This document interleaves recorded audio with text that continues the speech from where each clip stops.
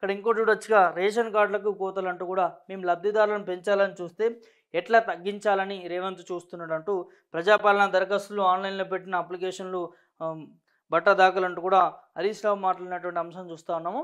రైతు కూలీలకు 12,000 ఎగ్గొట్టినందుకు కుట్ర.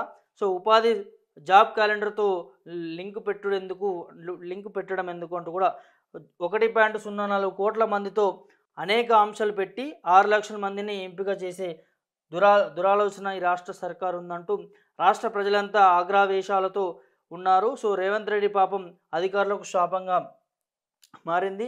బేలంలో రైతుది కాంగ్రెస్ సర్కార్ హత్యని కుటుంబానికి 10 లక్షల ఎక్స్గ్రేషియో ఇవ్వాలంటూ కూడా మాజీ మంత్రి హరీష్ రావు డిమాండ్ చేశారంటూ సో నిన్న ప్రెస్ మీట్లో మాట్లాడినటువంటి అంశం చూస్తాను. సో రేషన్ కార్డులు కోతులు అంటే ఇవాళ రేషన్ కార్డు విషయానికి వచ్చేసరికి కూడా అదే పరిస్థితి.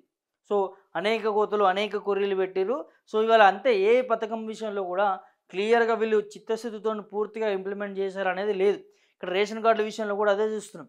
సో దాంట్లో కండిషన్స్ చాలా ఉన్నాయి. సో రేషన్ కార్డుల కోసం అప్పటి నుంచి ఇప్పటి వరకు దరఖాస్తులు చేసుకున్నటువంటి పరిస్థితి చూస్తూ ఉన్నాం. సో ఇప్పుడు లిస్ట్ వచ్చిందట. ఆ లిస్ట్లో కూడా కొంతమంది పేర్లు ఉండడంపైనే ఆందోళన వ్యక్తం చేస్తున్నటువంటి పరిస్థితి చూస్తూ ఉన్నాం. సో దాంట్లో కేవలం కొంతమందికి దాదాపు 6 లక్షల మందిని అంటే దాదాపు 1 కోటి వరకు ఉన్నటువంటి వాళ్ళు 6 లక్షల మంది మరి ఉండడం. సో అందులో అనేక ఆంక్షలు పెట్టడం, ఇవాళ కోతలు పెట్టడం అనేది క్లియర్ కట్గా కనిపిస్తూ ఉంది. సో మొన్న గతంలో కూడా చూసినాం మనం, ఏదైతే గ్యాస్ విషయంలో కావచ్చు, 500కి ఇస్తాను గ్యాస్ విషయంలో కావచ్చు, కరెంటు విషయంలో కావచ్చు, సో ఎట్లా కోతలు పెట్టిరు ఏందనేది చూసినాం.